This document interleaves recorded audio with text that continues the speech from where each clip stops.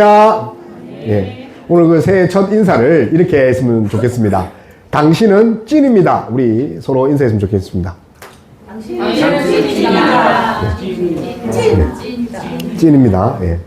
그래서 오늘 로마서 9장 1절에서 9절 말씀으로 찐 대 짭입니다. 찐앤 짭. 예. 그래서 우리가 찐인가 아니면 짭인가 이 9장이 이제 말하고 있습니다.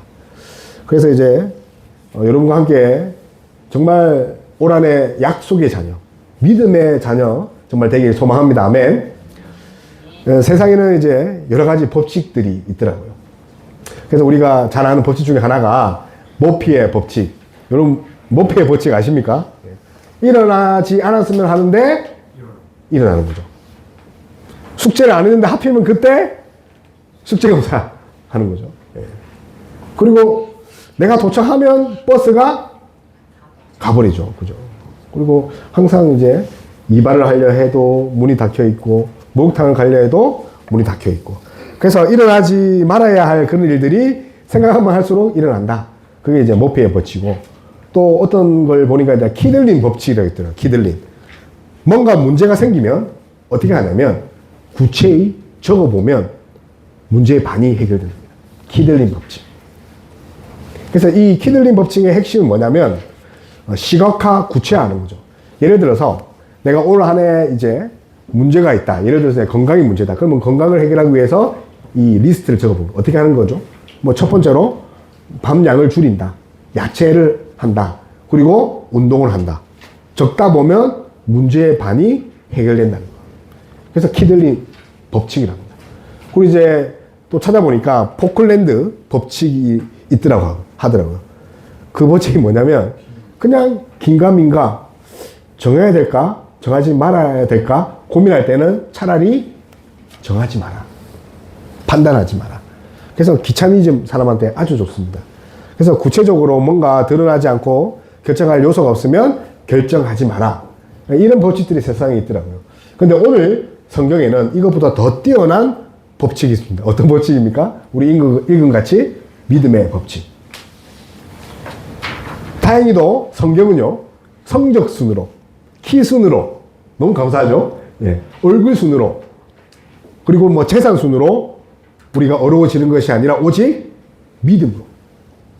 그래서 믿음으로 어려워질 뿐만 아니라 믿음으로 하나님 자녀가 되는 법칙이 뭐라고요? 믿음의 법칙. 그래서 오늘 사도 바울은 이 9장을 말하고 싶어서 지금까지 어렵다. 어떻게 어려움을 받냐? 믿음이다. 너의 가진 것이 아니라. 그래서 믿음, 주어진 은혜로 너가 거룩해지고 하나님 자녀가 된다고 이야기를 하면서 9절부터 무엇을 이야기하냐면 이제 앞에서 칭의를 이야기했다면 이제 예정을 이야기합니다. 그래서 많은 사람들이 이 9장 이 부분을 바울이 쓴 것이 아니다 라고 이렇게 합니다. 왜냐하면 내용이 다르니까. 그래서 이제 8장 우리 하고 나면 읽어보시면 8장부터 이제 끝나고 나면 12장을 읽으면 연결이 이제 부드럽거든요. 그래서 많은 사람들이 이제 9장 11장이 이거 누가 끼워 넣은 거야. 바울이 조금 학문적으로 안 되잖아? 그래서 누가 끼워 넣은 거야 하지만 실상은 9장 11장이 9장에서 11장이 이 로마서의 핵심입니다. 여러분 이제 바울을 생각하면 어떻게 생각합니까? 바울은 어떤 자입니까? 그는 죽은 사람도 살리지 않습니까? 여러분 만약에 제가 죽은 사람을 살리면 어떻습니까? 그런 바울입니다. 근데 바울이 지금 그런 자가 지금 울고 있습니다. 그게 얼마나 냉철합니까? 그 바나바의 조카도 마음에 안 들어서 쫓아 보내거든요. 야, 너 집에 가서 엄마 저 시간에 더 먹어가고 쫓아 보냅니다. 그런 자인데 지금 그런 자가 지금 울고 있습니다.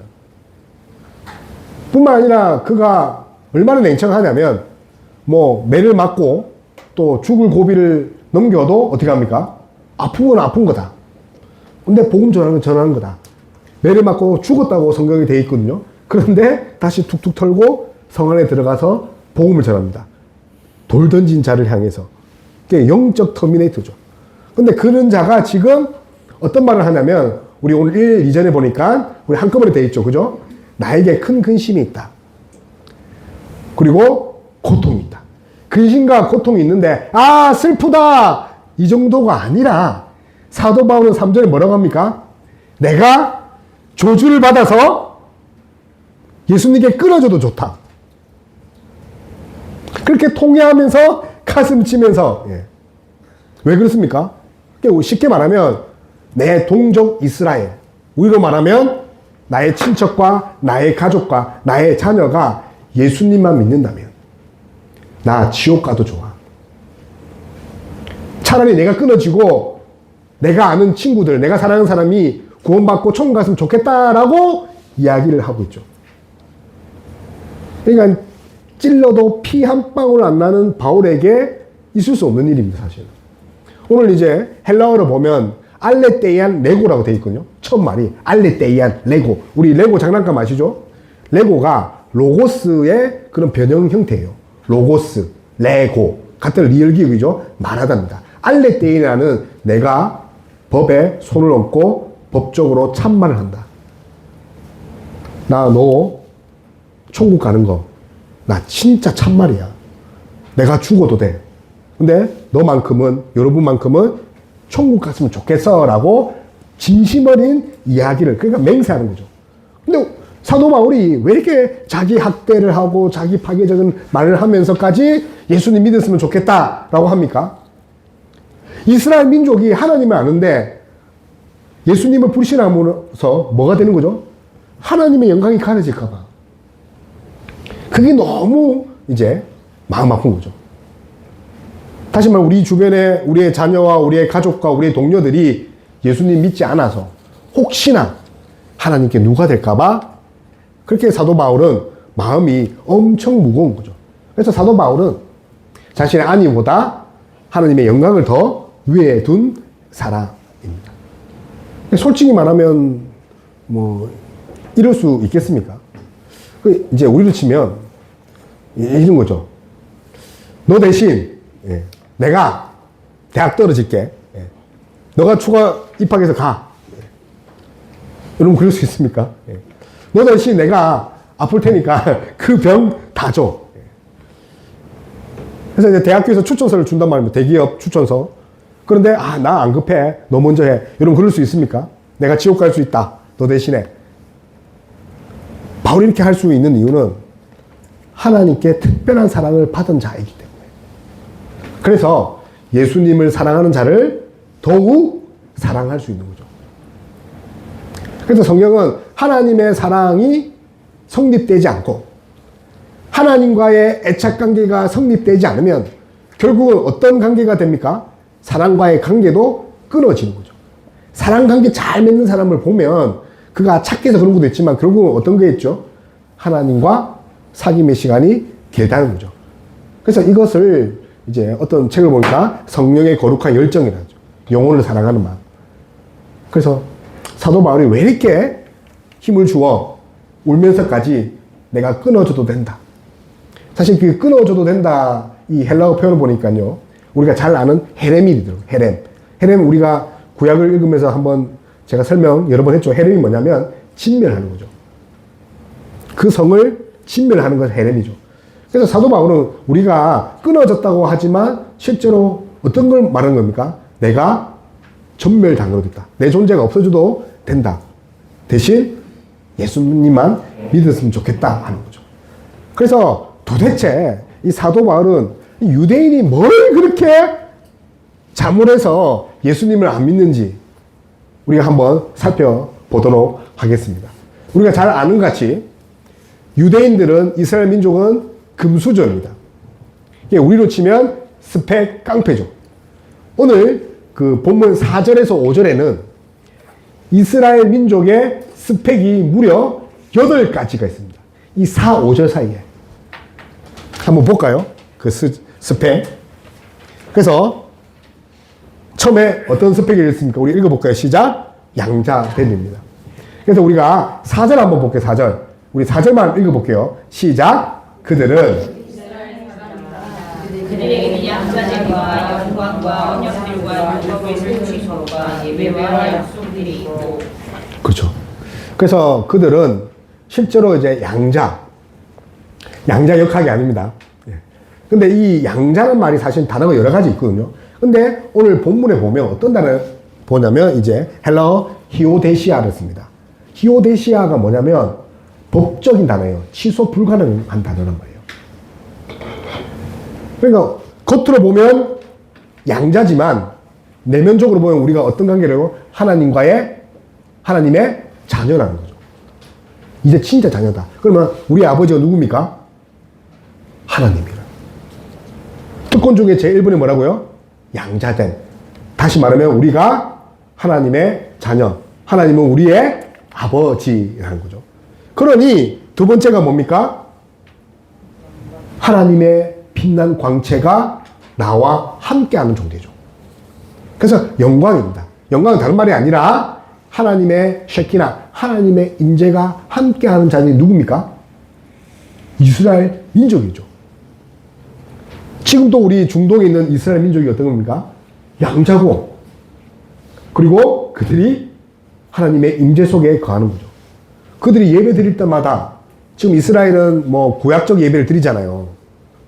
예배 드릴 때마다 하나님의 포스를 느낄 수 있다는 거예요. 지금도 그렇습니다. 그리고 어떤 또 세 번째가 뭡니까? 언약들입니다. 언약을 어떻게 설명할까? 사실은 뭐 아주 어렵게 설명할 수 있는데 제가 볼 때는 우리 아이에게 설명한다면 어떤 거냐면 VIP, 하나님과 VIP 계약을 맺은 거죠.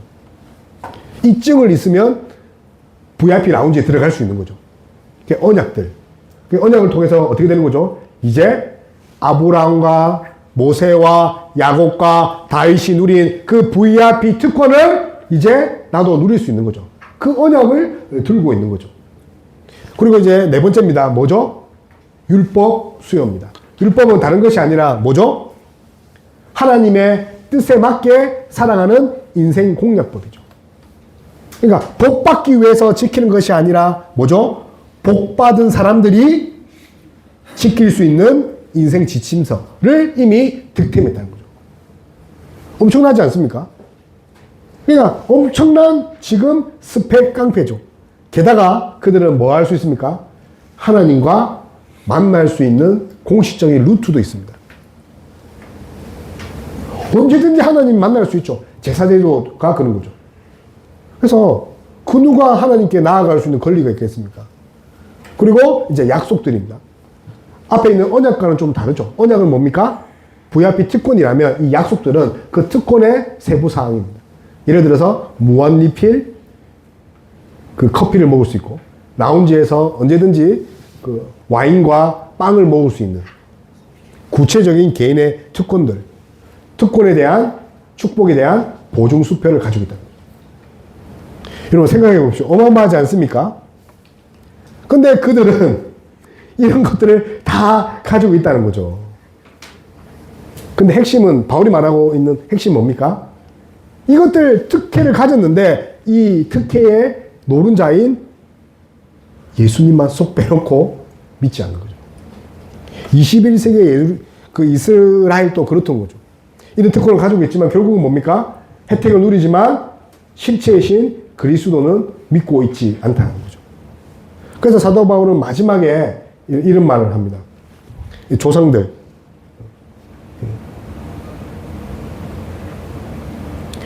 마지막에 이런 말을 합니다. 육신으로 오신 그리스도. 그것이 핵심이다. 그래서 육신으로 오신 그리스도는 다른 사람이 아니라 유대인이란 말이에요. 그래서 예수님이 너의 동족이야. 그리고 그 예수님이 다른 것이 아니라 오늘 성경에 보니까 만유의 주다.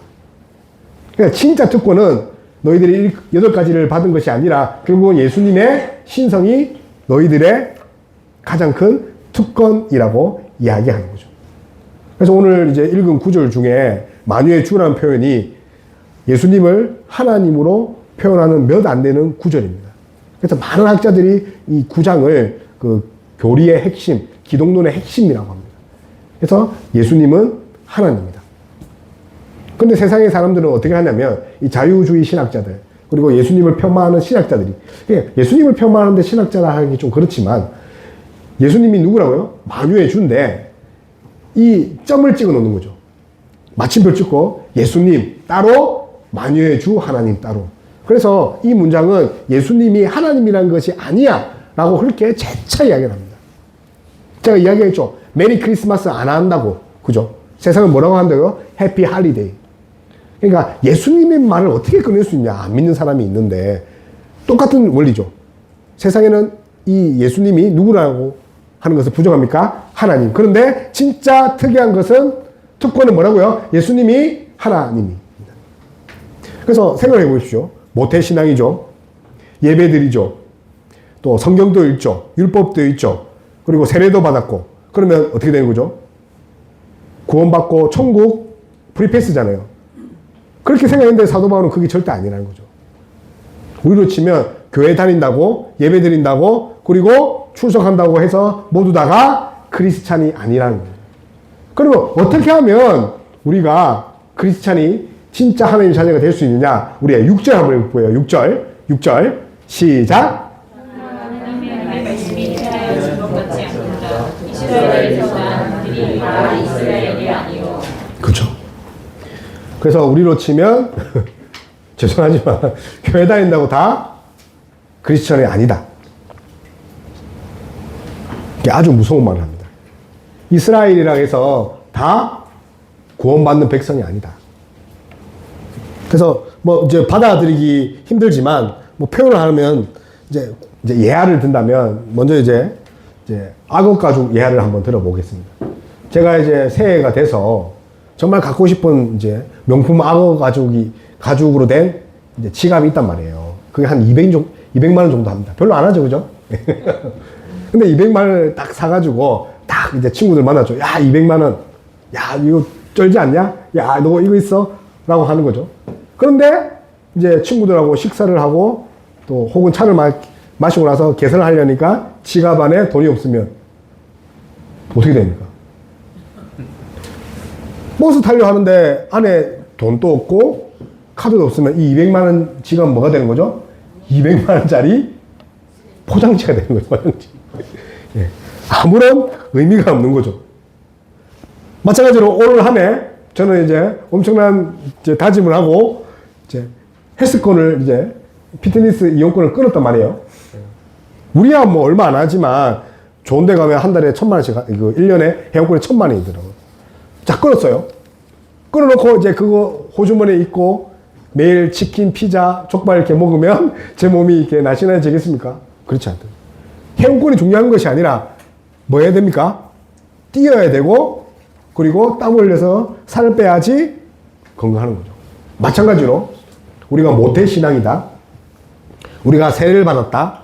또 혹은 우리가 성찬을 한다고 해서 다 하나님의 자녀, 믿음의 자녀가 아니죠. 어떻게 살아야 된다고 하냐면 그게 중요한 것이 아니라 예수님을 진심으로 영접하고 믿음으로 죄와 피 흘리기까지 싸워서 사화에 이르도록 살아야 된다. 그 말을 사도 바울은 9장부터 이제 하게 됩니다. 무려 9장부터 11장까지. 그러니까 이제 우리가 지금 1년 가까이 이제 1장에서 8장을 나누고 있는데 결국은 9장의 이야기를 하려고 믿음의 자녀답게 살기 위해서 이런 말을 하는 거죠. 어쩌면 이 바울 시대의 이스라엘 민족이 우리의 모습과 같지 않습니다. 우리가 수십 년 신앙생활을 하고 또 나름대로 또 교회에 대한 문화라든지 또 그리스도인으로 잘 살아가지만 그러나 텅 빈 지갑처럼 이용하지 않은 그 해수권처럼 우리 안에 믿음이라는 내용이 없지 않는가. 성경은 계속 믿음으로 살라 합니다. 환난 가운데 믿음으로 살라 하지만 실제로 우리의 마음은 우리의 현실은 그렇지 않다는 거죠. 그래서 혹시나 진짜 이방신처럼 예수님을 알라딘의 요술램프처럼 신이처럼 생각하지 않습니까? 내가 힘들 때 그냥 위로해주는 그런 상담사 정도로 성경 말씀 설교가 그냥 도덕 선생님처럼 듣기 좋으니까 그렇게 생각하지는 않습니까? 근데 사도 바울은 그것이 아니다. 그것이 중요한 것이 아니라 진짜 약속의 자녀는 믿음으로 살아간다는 거죠. 그래서 바라기는 정말 올 한 해 이 9장처럼 오직 믿음으로 살아가는 저와 여러분 다 됐으면 좋겠습니다. 그래서 믿음이 세상을 이긴다. 믿음이 스펙을 이긴다. 그런 역사가 있었으면 좋겠습니다. 그래서 어떻게 보면 그 로마서 6장 보니까 요한복음 6장 보니까 예수님을 따라다니는 사람이 있죠. 근데 예수님이 이런 말을 합니다. 너희가 나를 찾는 것은 표적을 본 까닭이 아니요 떡을 먹고 배부른 까닭이다. 어떻게든 뭐 하나님 예수님한테 붙어 있으면 복 받으니까 물론 뭐 그런 것도 좋지만 근데 예수님이 하고 싶은 말은 진정으로 나를 메시아로 너의 주인으로 너의 구원자로 삼고 있느냐. 그래서 바라기는 정말 짭이 아닌 찐으로 올 한해 살아가는 저와 여러분 다 됐으면 좋겠습니다. 그래서 이제 보이는 것, 그죠? 전부 다가 아니라는 거죠. 그래서 두 번째 나눈 것은 결론은 뭡니까? 보이지 않는 것이 다다. 우리 한번 읽어볼게요. 시작. 보이지 않는 것이 다다. 우리 6절 7절입니다. 6절 7절만 우리가 읽어보겠습니다. 시작. 그러나 하나님 말씀에 대하여 적용하지 않는다. 이스라엘에서 난 그들이 이스라엘이 아니요 또한 아브라함의 씨가 내 자녀가 아니라 오직 이삭으로부터 난 자라야 내 씨라 불리라 하셨으니. 그래서 갑자기 이제 사도 바울은 어떤 이야기를 하냐면 보이지 않는 것이 전부 다다. 보이지 않는 것. 근데 이게 우리가 앞에 믿음 이야기를 했지만 오늘 이제 아브라함이 이거를 설명하기 위해서 누굴 데리고 옵니까? 이삭. 그러니까 아브라함의 자녀가 누굽니까? 두 명. 이스마엘과 이삭이죠. 근데 여러분, 왜 이스마엘이 장남이잖아요? 근데 왜 이스마엘을 하나님이 내 새끼라고 하지 않고 이삭을 내 새끼로 합니까? 하나님 마음입니까? 왜 그런 거죠? 우리 다시 말하면 이스마엘은 뭘 상징합니까? 육적 이스라엘이에요. 이삭은요, 영적 이스라엘. 다시 말하면 하나님이 왜 이삭을 하나님의 자녀라고 삼은 이유는 은혜의 힘으로 태어난 자가 누구라고요? 이삭이죠. 믿음으로 태어난 자가 뭐라고요? 이삭이죠. 인간의 계획으로 태어난 자가 누굽니까? 이스마엘. 물론 아브라함의 자녀이기 때문에 하나님이 둘 다 축복하셨지만 그러나 하나님의 자녀, 믿음의 자녀로 인정하는 것이 뭐라고요? 그래서 눈에 보이지 않는 거죠. 이삭이 왜 믿음의 자녀인지. 요한복음에 보면, 요한계시록을 보면 제가 이제 강조사 때 요한계시록을 쭉 강의를 했었거든요. 이 3장에 보면 그 라오디게아 교회가 있어요. 그들에게 그 사도 요한이 어떤 건면을 하냐면, 야, 안약 눈에 좀 발라라. 이러거든요. 왜 그런 말 하냐면, 눈에 보이지 않는 것 볼 수 없으니까. 제발 은혜 좀 보고 다녀라 해서 라오디게아 교회인들에게 안약을 사서 발라라. 물론 그 지방이 안약이 엄청 유명한 지역이에요. 약이 엄청 유명하단 말이에요. 근데 사도 바울은 그게 아니라, 야, 사소한 것에 눈을 뜨고 사소한 것에 목숨을 거니까 진짜 중요한 것은 보지 못하지 않느냐. 야, 영적 눈 좀 떠라.